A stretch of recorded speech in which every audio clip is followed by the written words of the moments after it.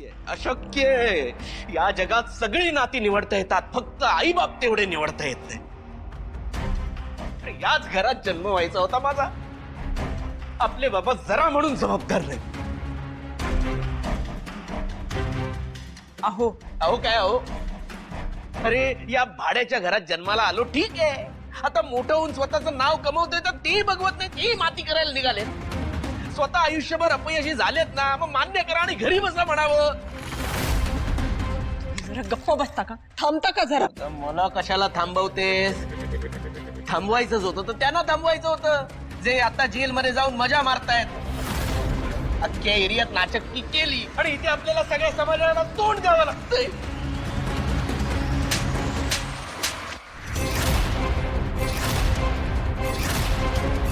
आई,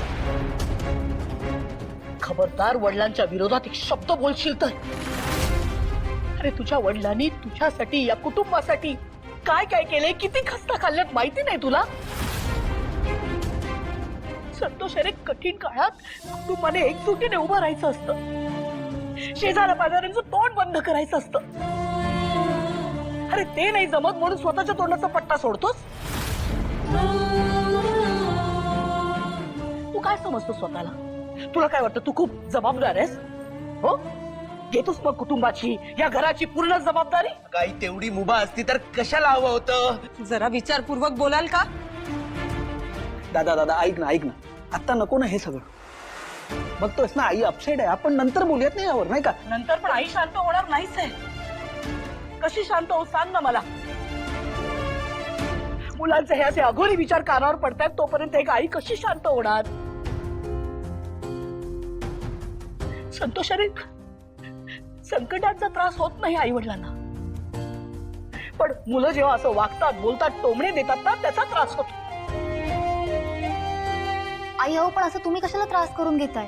लोक निगेटिव्ह बोलत राहतात, तुम्ही इग्नोर करा ना. कसं दुर्लक्ष करू का? स्वतःच्या मुलांच्या वागण्या बोलण्याकडे कसं दुर्लक्ष करू? जेव्हा अनोळखी माणसं असतात ना, शेजारी पाजारी, ते असे भ्याड माणसं जी अशी भिंतीवर लिहून जातात, त्यांच्याकडे दुर्लक्ष करता येतं. पण पोटच्या पोरांच्या वागण्याचं कसं दुर्लक्ष करू? आई जाऊ द्या ना, ह्यांचा स्वभाव माहितीये ना तुम्हाला. ह्यांच्या बोलण्याचा फार त्रास करून घेऊ नका तुम्ही. स्वभाव माहितीये का, पण मला मान्य नाहीये तो. रोज रोज असं नाही वागू शकत हा.